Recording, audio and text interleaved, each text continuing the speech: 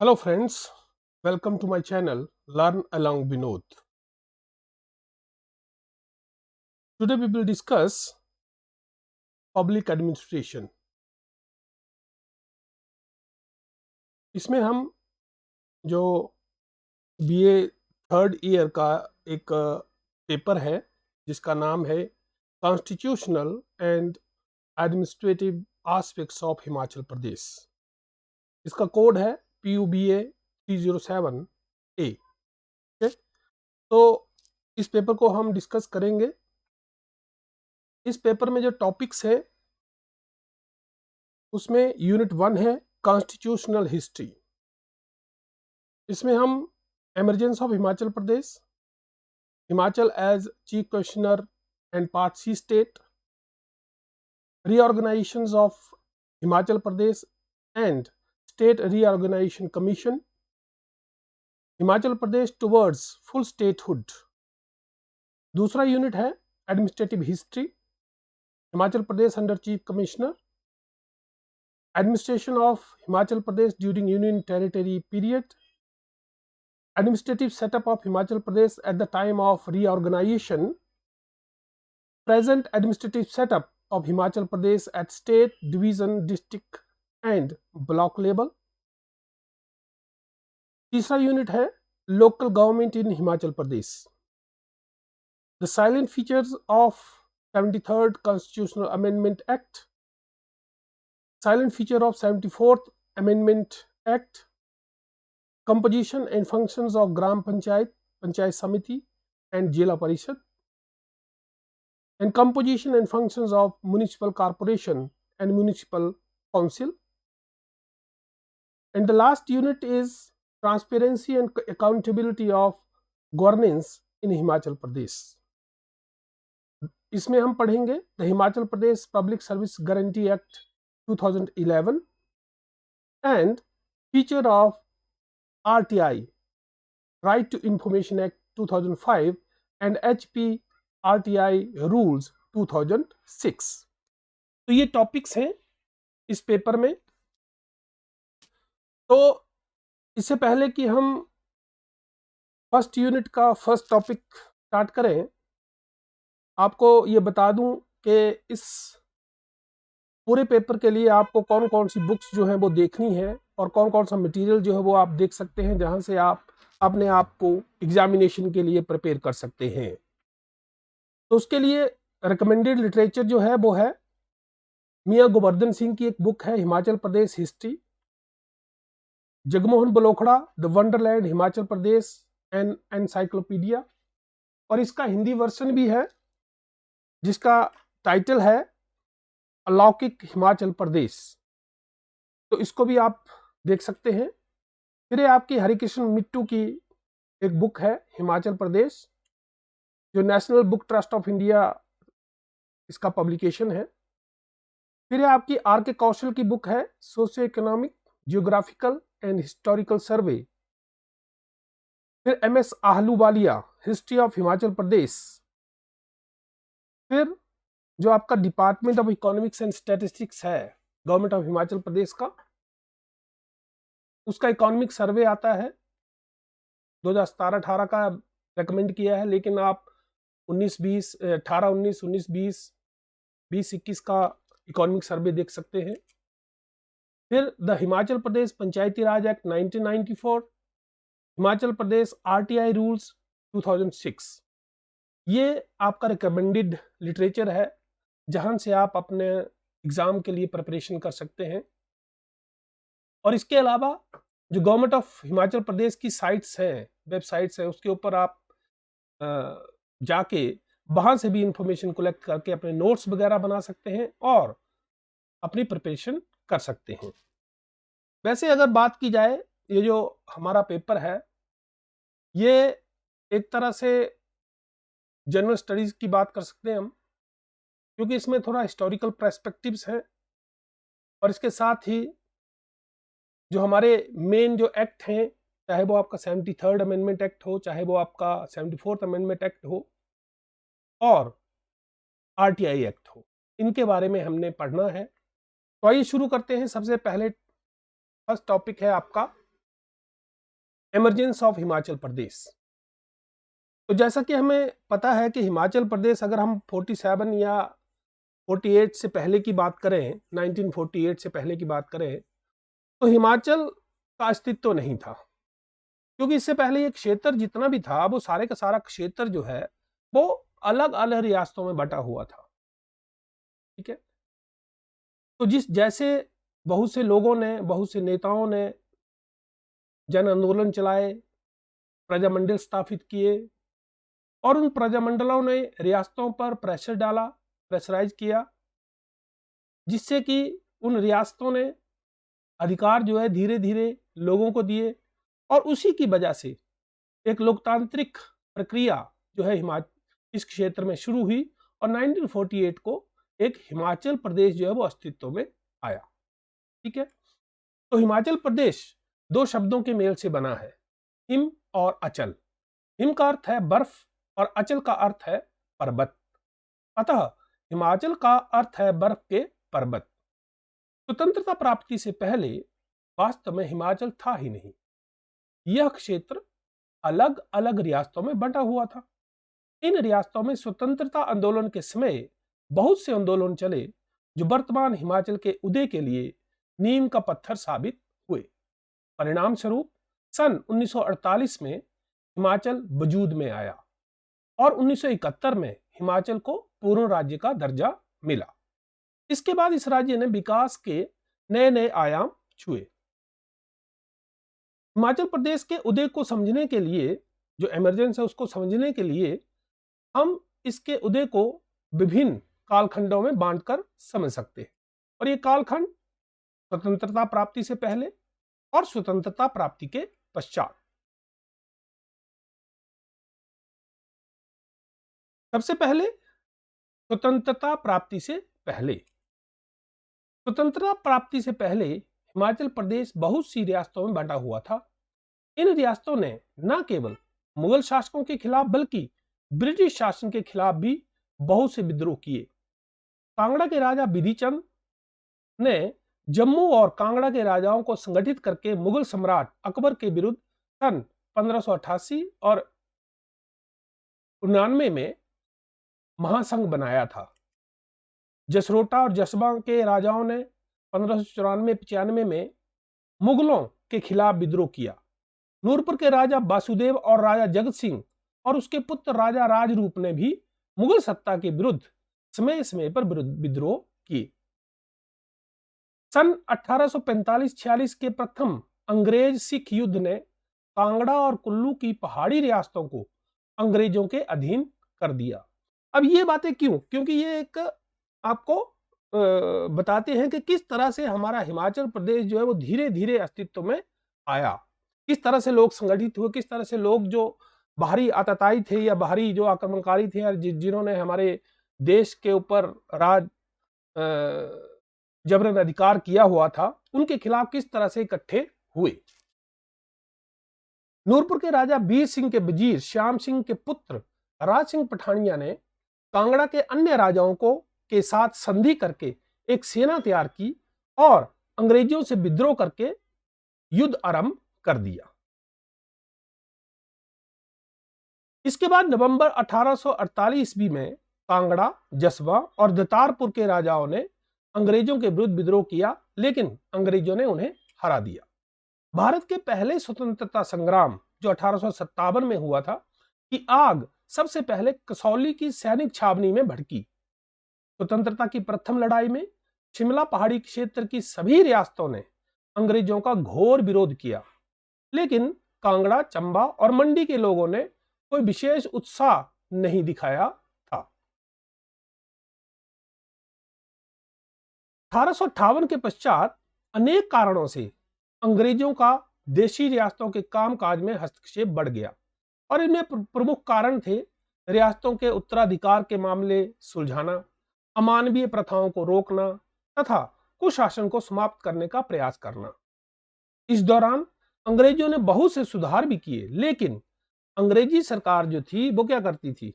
अलगाव पैदा करती थी रियासतों के बीच में। ठीक है, लेकिन अंग्रेजी सरकार राज्य व्यवस्था में रियासतों को ज्यादा महत्व नहीं देती थी।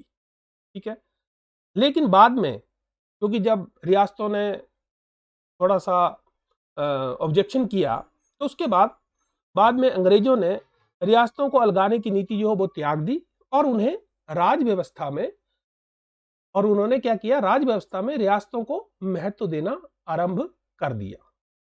परिणाम स्वरूप 1921 में राजाओं की एक परिषद जिसे नरेंद्र मंडल कहा गया अस्तित्व में आई और ये जो नरेंद्र मंडल था इसने इसने एक ऐसा मंच प्रदान किया जहां पर रियासतें और जो अंग्रेजी सरकार थी, ठीक है, उनके बीच में चर्चा होने लगी।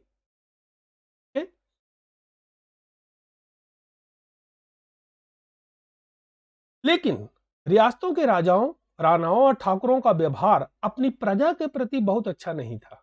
इसी कारण बहुत सी रियासतों में जन आंदोलन शुरू हो गए जिनमें आम लोगों ने बढ़ चढ़कर भाग लिया। भारतीयों में अपने संवैधानिक और राजनैतिक अधिकारों के प्रति बढ़ती जागरूकता और स्वराज की मांग को देखते हुए ए.ओ. ह्यूम ने अखिल भारतीय कांग्रेस की स्थापना की। बहुत से नेता इससे जुड़े। कालांतर में महात्मा गांधी इससे जुड़े और इन्होंने कांग्रेस को जन जन तक पहुंचाया और कांग्रेस को उच्च वर्ग की पार्टी से आम जनता की पार्टी बनाया। देखिए, जब शुरू में कांग्रेस जब अस्तित्व में आई थी तो कांग्रेस का ध्येय कोई स्वराज या स्वतंत्रता प्राप्ति नहीं था। उसका ध्येय ये था कि जो लोगों में अंग्रेजी शासन के प्रति जो उदासीनता या जिसे कहते हैं घृणा का भाव पैदा हो रहा है उसको कम करना, ताकि अंग्रेज जो है वो सही ढंग से अपना प्रशासन चला सके। लेकिन बाद में जैसे जैसे बुद्धिजीवी और लोग जुड़ते गए कांग्रेस में, ठीक है, और सबसे ज्यादा जब महात्मा गांधी जुड़े तब कांग्रेस का ध्येय जो है वो बदल गया। तब वो कांग्रेस का ध्येय बन गया स्वतंत्रता या स्वराज की तरफ वो जाने लगे। ठीक है, तो उससे क्या है, पहले वो उच्च लोगों की पार्टी हुआ करती थी, लेकिन महात्मा गांधी के आने के बाद ये पार्टी जो है वो क्या बन गई, जनसाधारण की पार्टी बन गई। और इसने फिर अंग्रेज प्रशासन या सरकार के खिलाफ बहुत से आंदोलन चलाए। हिमाचल के लोगों ने भारत की आजादी की लड़ाई में महत्वपूर्ण भूमिका निभाई। 20वीं सदी के प्रारंभ में ही हिमाचल में कांग्रेस की गतिविधियां प्रारंभ हो गई थीं। हिमाचल में भी जैसे राष्ट्र में भी पूरे देश में कांग्रेस की गतिविधियां शुरू हो गई थी, उसी तरह हिमाचल में भी कांग्रेस की गतिविधियां जो है वो शुरू हो गई थी।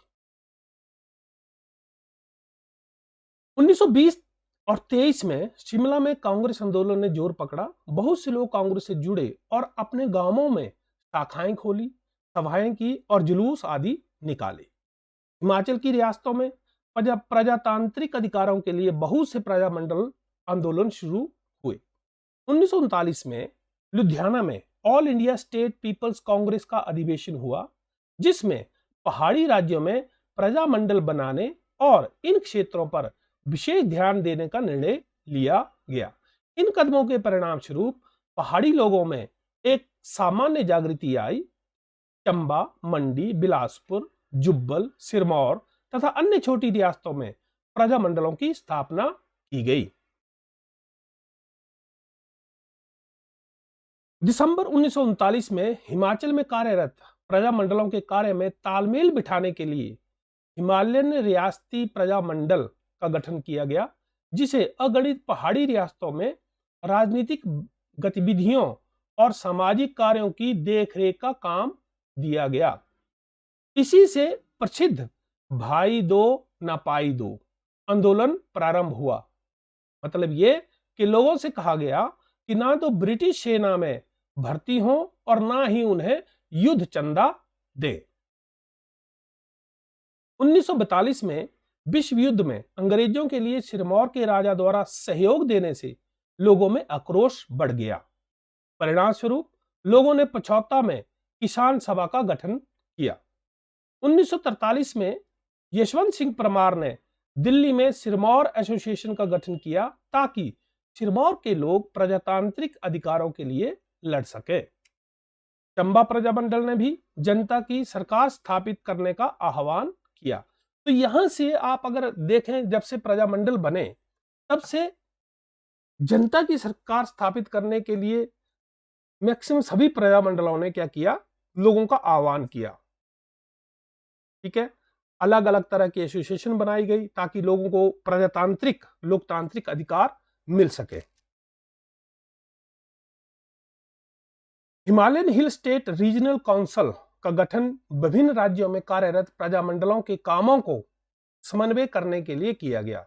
देखिए, अलग अलग राज्य जो हमारी रियासतें हैं, वहां पे जो अलग अलग हमारे प्रजामंडल थे, उनमें समन्वय बिठाने के लिए, कोऑर्डिनेशन बिठाने के लिए, कॉपरेशन बिठाने के लिए Himalayan hill state regional council का गठन किया गया और इसका मुख्यालय कहां था, शिमला में बनाया गया।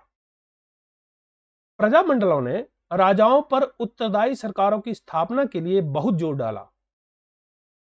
बहुत से राजा अपने राज्य में उत्तरदायी सरकारें स्थापित करने के लिए तैयार हो गए।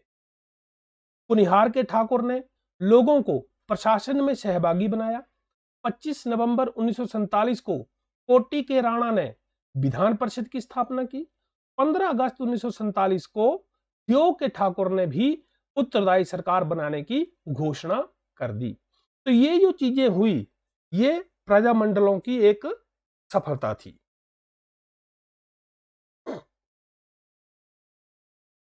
स्वतंत्रता प्राप्ति के पश्चात अब आते हैं, अगला जो कालखंड है उसको देखते हैं कि उसमें हिमाचल का उदय जो है वो किस तरह से हुआ। भारत की स्वाधीनता के पश्चात राष्ट्रीय स्तर पर यह मांग उठी कि पहाड़ी राज्यों को पूर्वी पंजाब में मिला दिया जाए। ठीक है, जो पहाड़ी राज्य है, ये जितने भी ये क्षेत्र है, इसको कहां मिला दिया जाए, पूर्वी पंजाब में मिला दिया जाए। परंतु जनता और यहां के राजाओं की ओर से इसका घोर विरोध किया गया।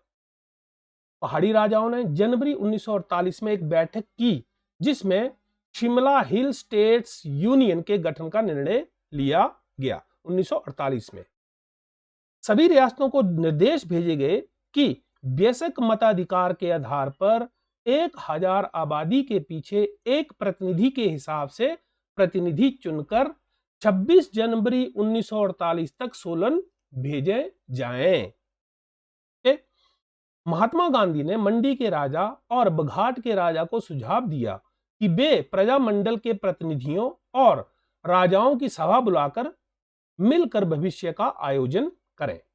ये आपने आगे क्या करना है, तो इस तरह से जो वहां के जो प्रजामंडल है वो और जो वहां के राजा हैं उनसे आप बातचीत करें।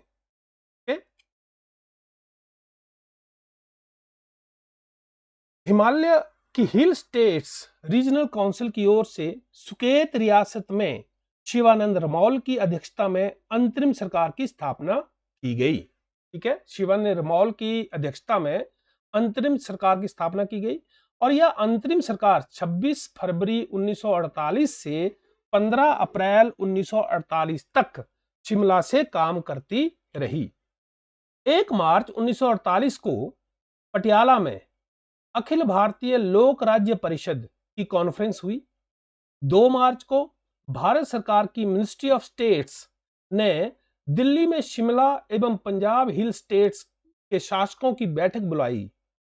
इसमें पहाड़ी रियासतों को बिना शर्त विलय पत्र पर हस्ताक्षर करने की अपील की गई, परंतु राजा दुर्गा सिंह ने एक अलग प्रांत हिमाचल प्रदेश में सामूहिक विलय का आग्रह किया। कि जो राजा दुर्गा सिंह थे उन्होंने कहा कि जो हमारी ये पहाड़ी रियासत है इनका एक सामूहिक विलय किया जाए, एक अलग प्रांत बना के जिसका नाम हिमाचल प्रदेश हो। इसके पश्चात विलय पत्र पर यह दर्ज करवा दिया गया कि यह पहाड़ी रियासतों का क्षेत्र हिमाचल प्रदेश के नाम से केंद्र के अधीन होगा। आरंभ में यह चीफ कमिश्नर के प्रांत के रूप में रहेगा, फिर उपराज्यपाल और बाद में राज्यपाल के शासन वाला प्रांत बना दिया जाएगा। 9 मार्च 1948 को मंडी और सुकेत रियासत ने विलय पत्र पर हस्ताक्षर कर दिए। 23 मार्च 1948 को पी कृपलानी ने सिरमौर के राजा राजेंद्र प्रकाश के हस्ताक्षर कराकर सिरमौर रियासत को हिमाचल में मिला दिया। अंततः 15 अप्रैल 1948 को पहाड़ी क्षेत्र की 30 छोटी बड़ी रियासतों को मिलाकर व विलय करके एक पहाड़ी प्रांत हिमाचल प्रदेश की विधिवत स्थापना हुई और इसे केंद्र शासित चीफ कमिश्नर प्रोविंस का दर्जा दिया गया। इस प्रकार हिमाचल प्रदेश का जन्म हुआ। कब? 15 अप्रैल 1948 को as a chief commissioner province. Okay, तो अगर हम इसका मैप देखें 15 अप्रैल 1948 को, तो उसका मैप ये था। ठीक है, एक जो जिला बना वो चंबा, दूसरा आपका मंडी, तीसरा आपका महासू और चौथा जो था वो आपका सिरमौर। ठीक है, शिमला क्षेत्र की जो शिमला का क्षेत्र है उसकी 26 रियासतों को मिलाकर महासू जिले का निर्माण किया गया। मंडी तथा सुकेत को मिलाकर मंडी जिला बनाया गया। चंबा और सिरमौर की सीमा में बिना परिवर्तन किए जिले बनाए गए। ठीक है, तो ये 1948 में 4 जिलों का निर्माण किया गया था। ओके, अब आते हैं आगे। हिमाचल का चीफ कमिश्नर प्रोविंस के रूप में उदय के बाद केंद्र सरकार ने एनसी मेहता को हिमाचल का प्रथम चीफ कमिश्नर नियुक्त किया और पी पेंड्रल मून को डिप्टी कमिश्नर बनाकर हिमाचल भेजा। शिमला को हिमाचल की राजधानी बनाया गया। सन 1952 तक हिमाचल प्रदेश एक चीफ कमिश्नर प्रोविंस के रूप में केंद्र सरकार के संरक्षण में विकसित होता रहा, लेकिन चीफ कमिश्नर के शासन में कोई विशेष प्रगति या विकास नहीं हुआ और ना ही लोगों की लोकप्रिय सरकार की मांग पूरी हुई। लोकप्रिय सरकार मींस लोकतांत्रिक सरकार नहीं बनी। ठीक है, उसके ऊपर कौन? चीफ कमिश्नर ही क्या कर रहा था? शासन कर रहा था। इस कारण से लोगों में असंतोष बढ़ता गया। पहाड़ी नेतागण भी केवल चीफ कमिश्नर के सलाहकार बनकर रह गए। इसके चलते 1951 को चीफ कमिश्नर के सलाहकारों ने इस्तीफा दे दिया और चीफ कमिश्नर विरोधी जलसे जुलूस का प्रोग्राम चलाया। अंततः केंद्र सरकार ने हिमाचल को पार्ट सी स्टेट का दर्जा देकर इसके लिए विधानमंडल की व्यवस्था कर दी। चीफ कमिश्नर के स्थान पर उपराज्यपाल का प्रावधान किया गया और 3 नवंबर 1953 को मेजर जनरल हिम्मत सिंह हिमाचल के पहले उपराज्यपाल बने। ठीक है, तो यहां पे क्या हुआ कि चीफ कमिश्नर का जो दर्जा था उसको बदलकर पार्ट सी स्टेट का दर्जा दे दिया हिमाचल को। ठीक है, सन 1952 के आरंभ में भारत के प्रथम आम चुनावों के साथ हिमाचल में भी चुनाव हुआ। इसमें कांग्रेस पार्टी ने लोकसभा की 4 सीटें जीती और साथ ही 36 विधानसभा सीटों में से 28 सीटें जीती। 24 मार्च 1952 को डॉक्टर यशवंत सिंह परमार हिमाचल के प्रथम मुख्यमंत्री बने। इसके साथ हिमाचल का विकास की प्रक्रिया आरंभ हुई। इसी दौरान बिलासपुर के बहुत से कांग्रेसी नेता कहलूर रियासत के हिमाचल में विलय के लिए संघर्ष करते रहे। अंत में कांग्रेस कमेटी और बिलासपुर के नेताओं एवं प्रजा के सबल संघर्ष के फलस्वरूप 1 जुलाई 1954 को बिलासपुर का हिमाचल में विलय हुआ। इसके मिलते ही हिमाचल प्रदेश के 5 जिले हो गए। ठीक है, अब देखिए पहले हमारे पास ये थे, तो इसके साथ क्या हुआ? 1954 को जो कहलूर रियासत थी, ठीक है, उसको भी हिमाचल में मिला दिया गया और इसको बिलासपुर जिला कहा गया। तो इससे कितने जिले हो गए? 4 जिले हो गए, 5 जिले हो गए, सॉरी। सन 1956 में केंद्र सरकार ने न्यायमूर्ति फाजिल अली की अध्यक्षता में राज्य पुनर्गठन आयोग बिठाया। फाजिल अली के अलावा आयोग के शेष सभी सदस्यों ने हिमाचल को पंजाब में विलय की सिफारिश की। जो इसका अध्यक्ष था इस राज्य पुनर्गठन आयोग का, फाजिल अली, वो इस पक्ष में नहीं था कि हिमाचल का विलय जो है वो कहां कर दिया जाए? पंजाब में कर दिया जाए। लेकिन इसके जो बाकी 2 सदस्य थे इस आयोग के, उनका कहना ये था, उनका कहना ये था कि वो हिमाचल का जो क्षेत्र है इसको किसके साथ मिला दिया जाए, पंजाब के साथ। ठीक है, इसका हिमाचल की जनता और राजनीतिक दलों ने कड़ा विरोध किया और हिमाचल का एक अलग प्रांतीय अस्तित्व बचाने के लिए केंद्र सरकार से संघर्ष करते रहे।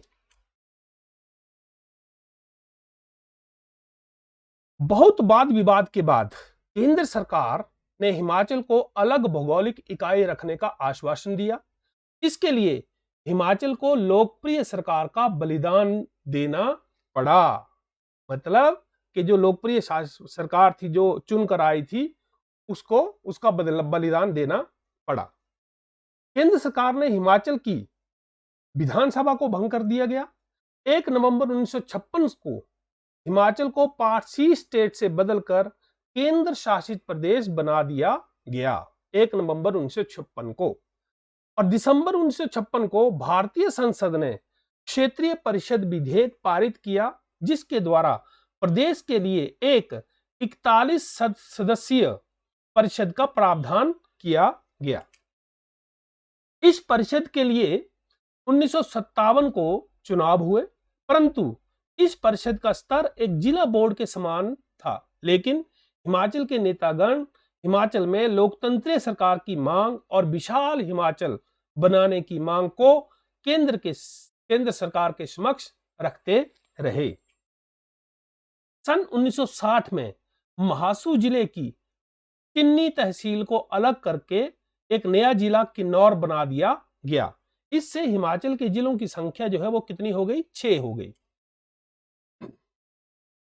तो ये यहां पे देखिए आप, ये किन्नौर जो है वो महासू जिले से निकाल के अलग जिला बना दिया। तो हमारे जो कुल जिले हैं वो कितने हो गए 1960 में, 6 जिले हो गए। अंततः भारतीय संसद ने संविधान में 14वां संशोधन करने के बाद केंद्र शासित प्रदेश अधिनियम 1963 पारित किया, जिसके अनुसार केंद्र शासित प्रदेशों में विद्यमान क्षेत्रीय परिषदों को विधानसभाओं में परिवर्तित कर दिया गया। 1963 में विधानसभा जो वहां की जो क्षेत्रीय परिषद थी उनको विधानसभाओं में बदल दिया। प्रदेश अधिनियम 1963 पारित किया, जिसके अनुसार केंद्र शासित प्रदेशों में विद्यमान क्षेत्रीय परिषदों को विधानसभाओं में परिवर्तन कर दिया गया। 1 जुलाई 1963 को हिमाचल की क्षेत्रीय परिषद को भी विधानसभा में बदल दिया गया। 1 सितंबर 1965 में भारत सरकार ने सरदार हुकम सिंह की अध्यक्षता में पंजाब को भाषा के आधार पर पुनर्गठित करने के लिए संसदीय समिति बनाई 1965 में। ठीक है, तदनुसार न्यायमूर्ति जे.सी. शाह की अध्यक्षता में पंजाब पुनर्गठन आयोग की स्थापना 1966 में की गई।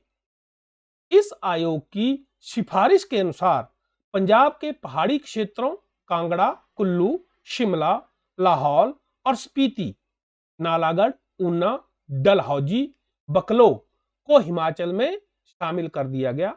इससे 3 नए जिले कांगड़ा, कुल्लू और लाहौल स्पीति अस्तित्व में आए और विधानसभा के सदस्यों की संख्या 41 से बढ़ाकर 68 कर दी गई। तो ये है जो हमारे पास पहले जो हमारे जिले थे। तो जो हमारे जिले मिलाए गए पंजाब से, उनको अलग अलग 3 जिलों में बांट दिया, एक कांगड़ा, एक कुल्लू और एक लाहौल स्पीति। तो इस तरह से 9 जिले जो हैं वो बन गए 1966 में। ठीक है, इसके बाद हिमाचल को पूर्ण राज्य का दर्जा दिलाने के लिए प्रयास किए गए। 24 जनवरी 1968 को हिमाचल प्रदेश विधानसभा ने एक मत से एक प्रस्ताव पास करके पूर्ण राज्य का दर्जा दिए जाने की मांग की। 1969 में हिमाचल के सांसदों ने भारतीय संसद में हिमाचल को पूर्ण राज्य देने संबंधी एक गैर सरकारी प्रस्ताव रखा, जिसे संसद में भारी समर्थन मिला।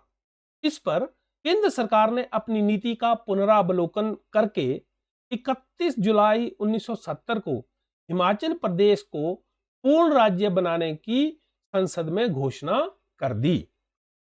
तत्पश्चात स्टेट ऑफ हिमाचल प्रदेश अधिनियम दिसंबर 1970 को भारतीय संसद में पास हुआ, जिसके अनुसार हिमाचल को एक राज्य का दर्जा दिया गया।